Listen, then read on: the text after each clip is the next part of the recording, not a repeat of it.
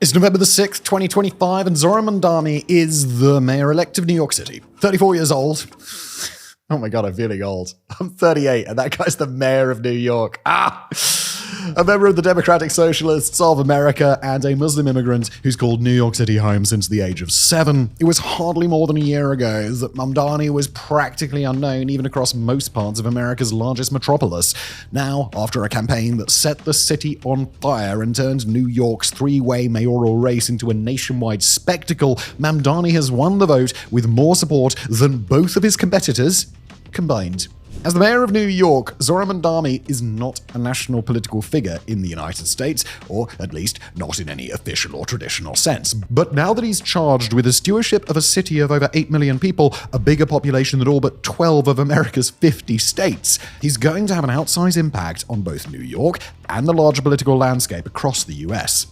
Mamdani's candidacy has been controversial, even polarizing, across the country, both a bellwether for the Democratic Party looking to recover from a mortal electoral blow last year, and a lightning rod for criticism from the dominant MAGA wing of the Republican Party. He is, by far, the most prominent American to be elected to any nationwide position in 2025, and at least until the nation's midterm elections next year, his work as mayor will be scrutinized under a microscope in a way that no other newly elected US official will experience.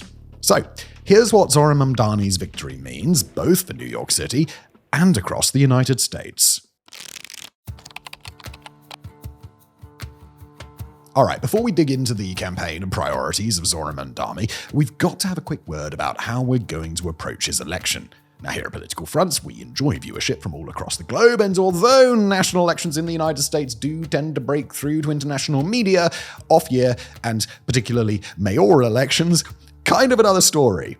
As such, we're going to be focused on the details of Mamdani's candidacy and his upcoming tenure that would be relevant to a person living outside the United States as well as US residents, and we'll be discussing this on the assumption that our average viewer hasn't been following this race extremely closely. To those viewers, especially in the United States, who have, what's up, nerds? We appreciate your continued viewership. I thought I'd never say, what's up, nerds, in a Political Fronts video. At the time he announced his candidacy, Zohran Mandani was a humble member of the 150-seat New York State Assembly, a young, active, but mostly unknown politician with a focus on housing access, affordability, diversity, and other matters that tend to impact the daily lives of the New York City residents that he represented in the city borough of Queens. He was also a member of the Democratic Socialists of America, a distinction that he still holds today in parallel with his membership in America's left-leaning Democratic Party. Across most of the United States, the decision to seek office as an open, self-acknowledged socialist of any kind would be a really rare thing. Rest assured, it'll certainly be a topic of conversation later in today's episode. Socialists are well represented in a city that tends to lean substantially further to the left than most of the country. Mamdani entered the 2025 race for mayor in New York City at what can be charitably described as an interesting time in city politics. The city's incumbent mayor, Eric Adams, is a former cop who spent some time under investigation recently for bribery, fraud, and solicitation of foreign campaign donations, and he dropped out of the race in September due to crumbling support in the polls after he tried to win re-election as an independent candidate. By the way, if you'd like a good laugh, go ahead and type in Senator Eric Adams combating gun violence into the YouTube search bar. After you're done with this video, of course, and enjoy it.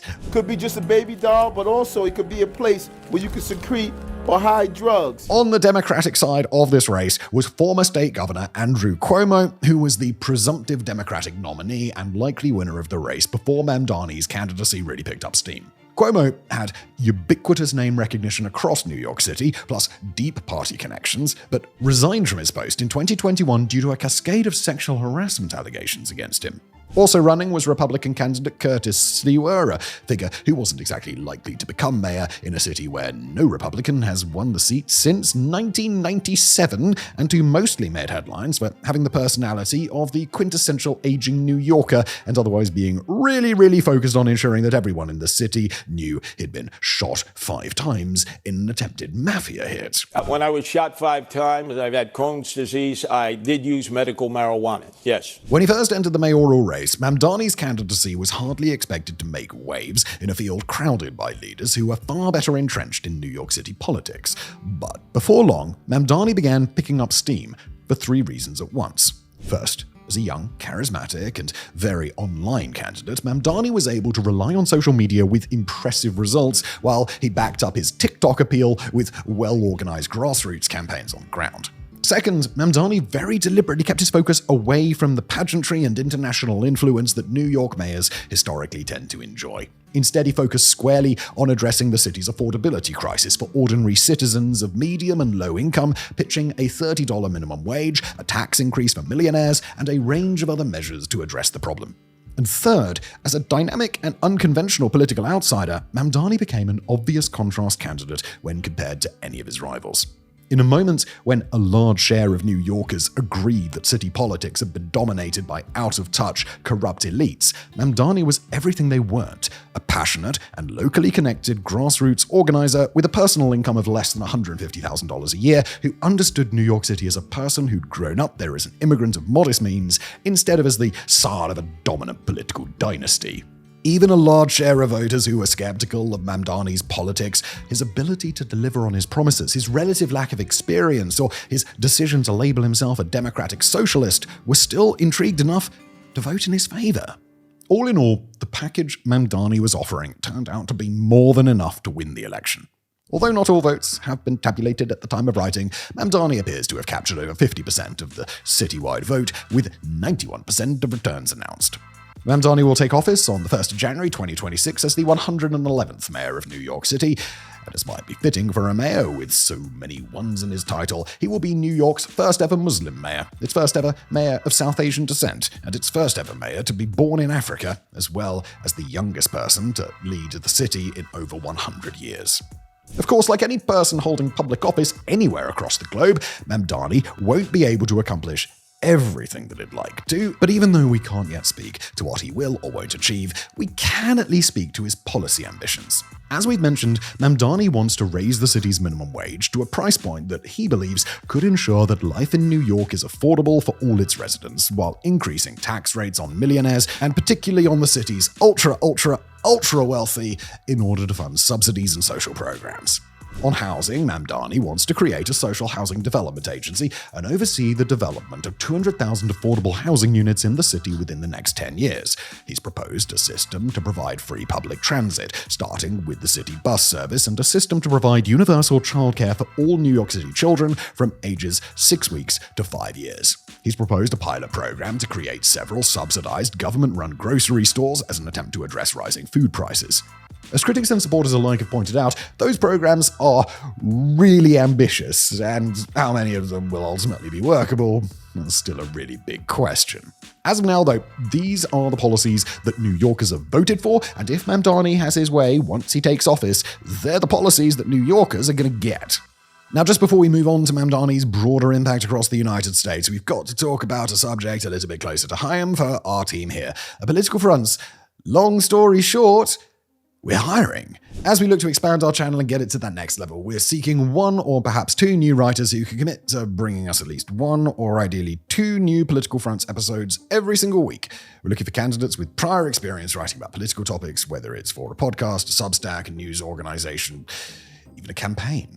We want writers with a passion for political analysis, an awareness of politics both within and beyond the US and Europe. Our ideal team members are happy to seize the initiative in their work, seek out compelling ideas and angles, work constructively with our editors to refine their work, and do it all on quite tight deadlines and quick turnarounds that we've learned to love over here on YouTube. It's 7:30 in the morning.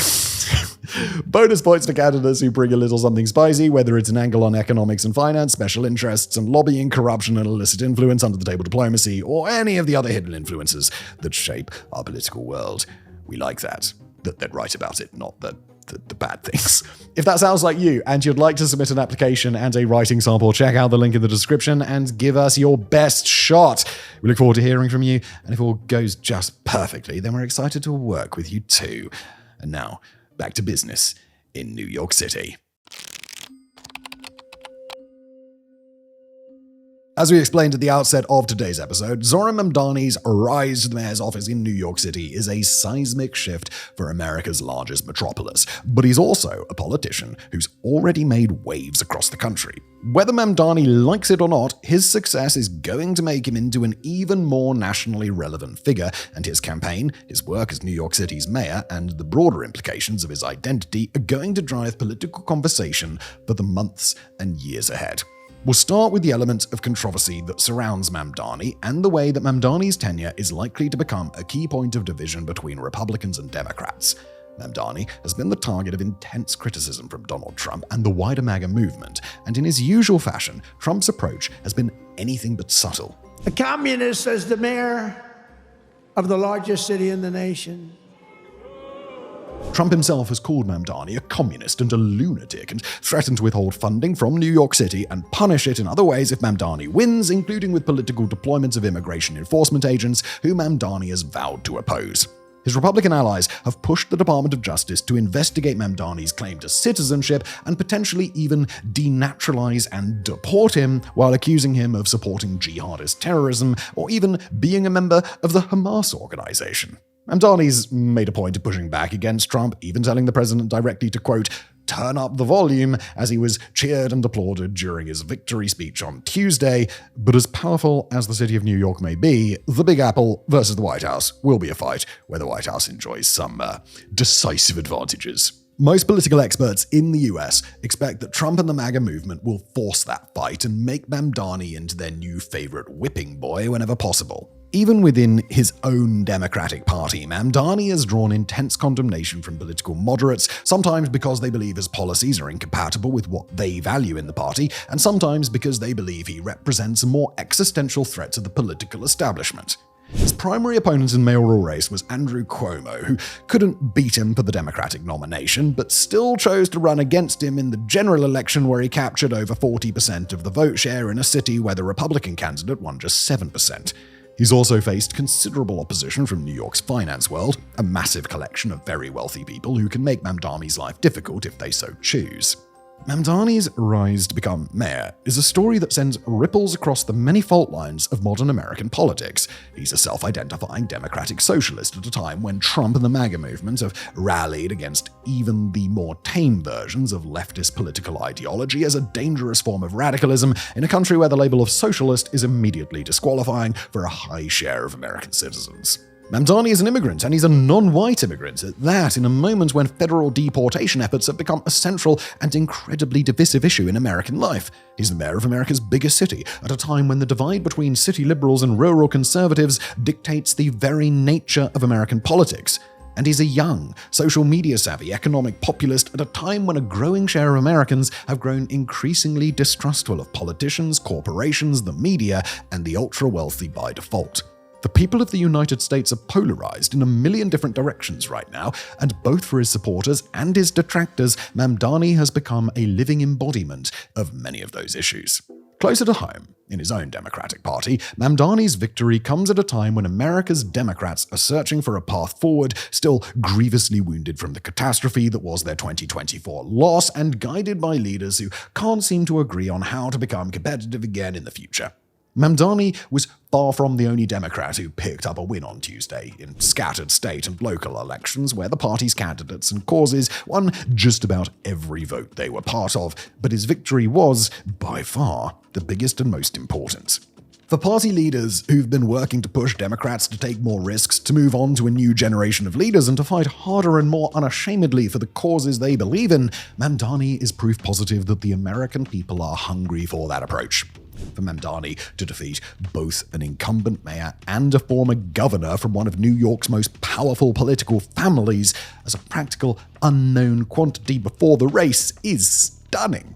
The fact that he did it as a young candidate, reliant on a combination of grassroots organization and social media without compromising a slate of ideas and policy proposals that are on the far left of American political discourse, makes the message even clearer. Then again, the nagging skepticism about Mamdani and the enduring support for his opponent fueled the arguments coming from the other side, from party leaders who maintained that Mamdani's platform and approach wouldn't have worked outside of a liberal bastion like New York. Democrats who won elsewhere in the US on Tuesday, including New Virginia Governor-elect Abigail Spanberger and New Jersey Governor-elect Mickey Sherrill, are relative moderates in not just their policy, but their demeanor and campaign strategy. And, well, they swept their elections too. No matter what happens next, Zohran Mamdani is about to be one of America's defining political leaders for at least the next several years. He'll get a chance to put his controversial policies into action, and whether he wants to or not, he's going to find out whether his political appeal can withstand a protracted war with the Trump administration. Whether or not that'll go well for him, for now, nobody can say. But if you're going to watch American politics for the next couple of years, watch Zohran Mamdani and see what happens. Thank you for watching.